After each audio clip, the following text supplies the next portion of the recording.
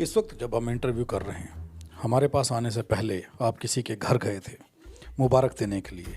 हालांकि लोग आपके घर आते हैं, ऐसा होता है अमूमन कि जो जीत करके आता है कोई किसी कंपटीशन में या गोल्ड मेडल लेकर के आता है, लोग उनके घर में आते हैं। लेकिन आप किसी के घर में गए थे मुबारक देने के लिए और ये गोल्ड मेडल पहले आपने उनके गले में डाला। जी, जी, सही बात है। मैं आपके ज़रिए उनको फिर से मैं मैसेज देना चाहता हूँ। सागर भाई, मैं आपको सैल्यूट करता हूँ और आपकी इस चीज़ को भी सैल्यूट करता हूँ, और स्पेशली एमी भाई ऑस्ट्रेलिया वाले।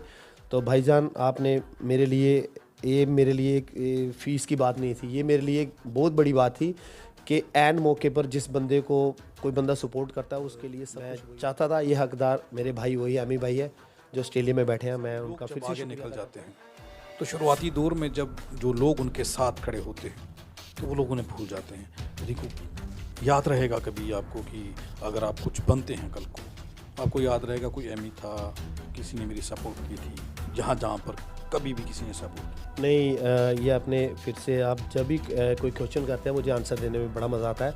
आप सही बात कह रहे हो कि ऐसा होता है, लेकिन मैं चीज़ को कभी नहीं भूल पाऊँगा।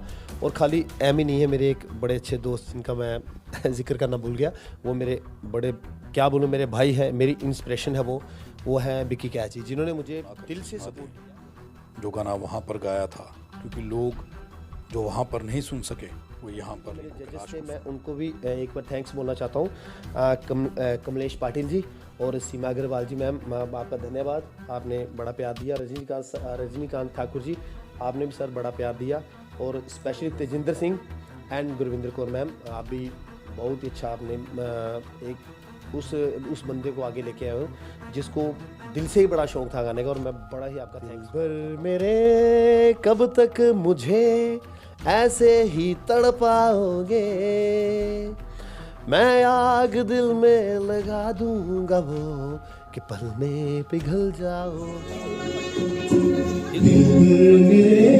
कब तक मुझे ऐसे ही तड़पाओगे, मैं आग दिल में लगा दूंगा वो कि पल में पिघल जाओगे।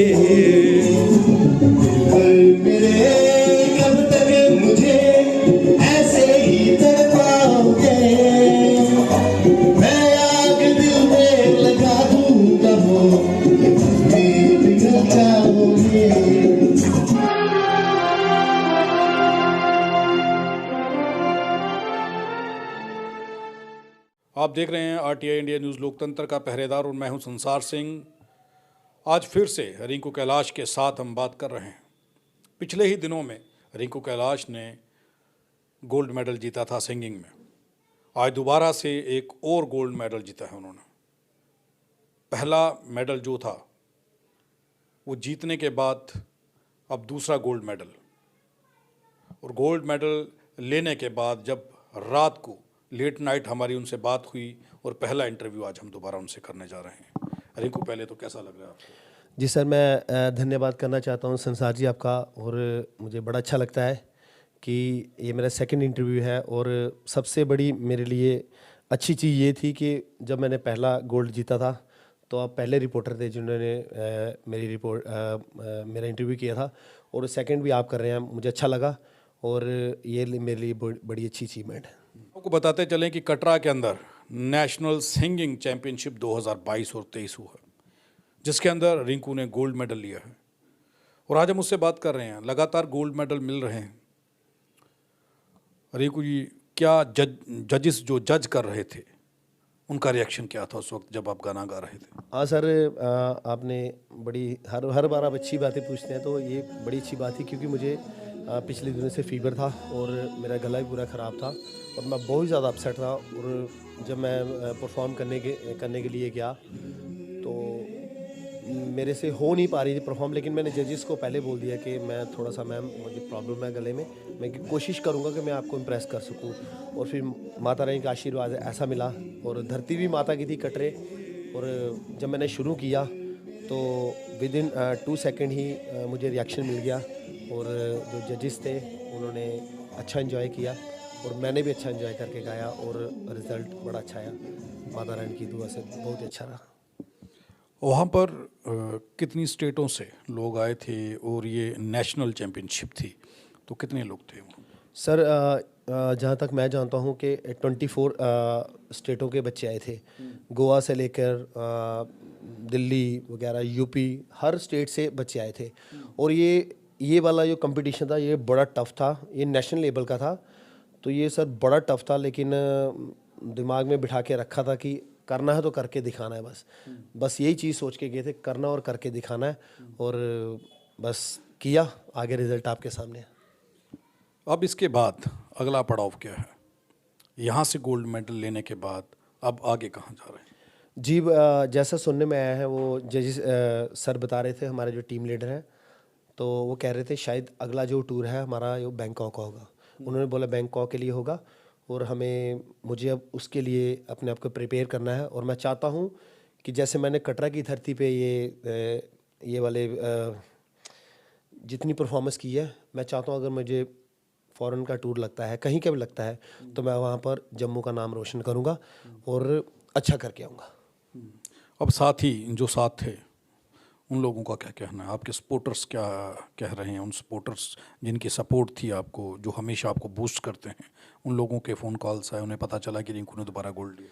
जी, जी, जी, जी, ये बात सही कही है आपने। मुझे वैसे हर बंदे का सपोर्टर कोई ना कोई होता है, मेरे भी सपोर्टर हैं। और सब स्पेशली मैं थैंक्स कहना चाहता हूँ, मेरे एक बड़े क्लोज़ मित्र हैं, उनका नाम है सागर सिंह सासन।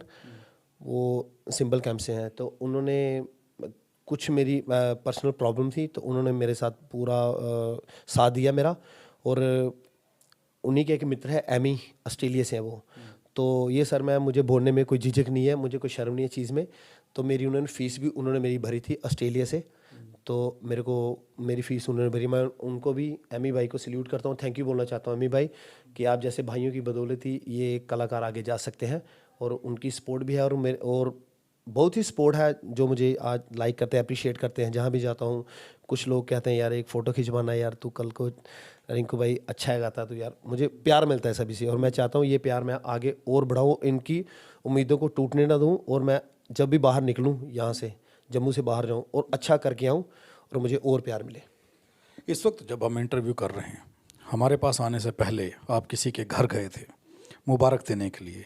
हालांकि लोग आपके घर आते हैं, ऐसा होता है अमूमन कि जो जीत करके आता है कोई किसी कंपटीशन में या गोल्ड मेडल लेकर के आता है, लोग उनके घर में आते हैं, लेकिन आप किसी के घर में गए थे मुबारक देने के लिए, और ये गोल्ड मेडल पहले आपने उनके गले में डाला। जी, जी, सही बात है। मैं आपके ज़रिए उनको फिर से मैं मैसेज देना चाहता हूँ। सागर भाई, मैं आपको सैल्यूट करता हूँ, और आपकी इस चीज़ को भी सैल्यूट करता हूँ। और स्पेशली एमी भाई ऑस्ट्रेलिया वाले, तो भाईजान आपने मेरे लिए, ये मेरे लिए एक फ़ीस की बात नहीं थी, ये मेरे लिए एक बहुत बड़ी बात थी कि ऐन मौके पर जिस बंदे को कोई बंदा सपोर्ट करता है, उसके लिए सब कुछ वही होता है। और सागर भाई, आपके घर चाय पी के आया हूँ, बैठ के आया हूँ मैं। और मैं चाहता था, ये हकदार मेरे भाई वही एमी भाई है जो ऑस्ट्रेलिया में बैठे हैं। मैं उनका फिर से शुक्रिया अदा करता हूँ।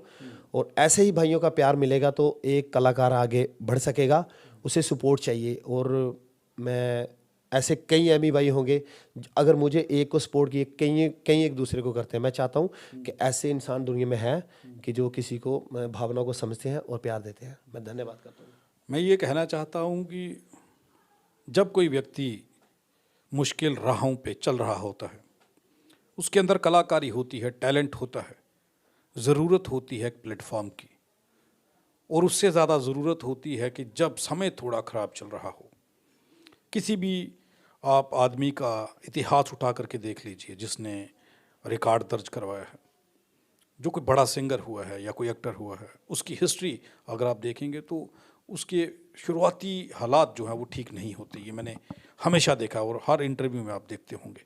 हमें उम्मीद है कि रिंकू कैलाश भी एक बड़ा नाम बनेगा, लेकिन रिंकू कैलाश की मौके पर हाथ पकड़ने वाले, उनकी सपोर्ट करने वाले उस व्यक्ति की, उस एमी की भी हम ज़रूर तारीफ़ करेंगे, उस एमी की भी ज़रूर हम परहेज़ करेंगे। उसके लिए हम दो शब्द ये ज़रूर कहेंगे कि आपने अगर इसका हाथ पकड़ा तो आज ये चैनल पे आप लोगों का थैंक्स कर रहा है। दूसरी चीज़ मैं ये कहना चाहूँगा कि बड़े सारे लोग जब आगे निकल जाते हैं तो शुरुआती दौर में जब जो लोग उनके साथ खड़े होते हैं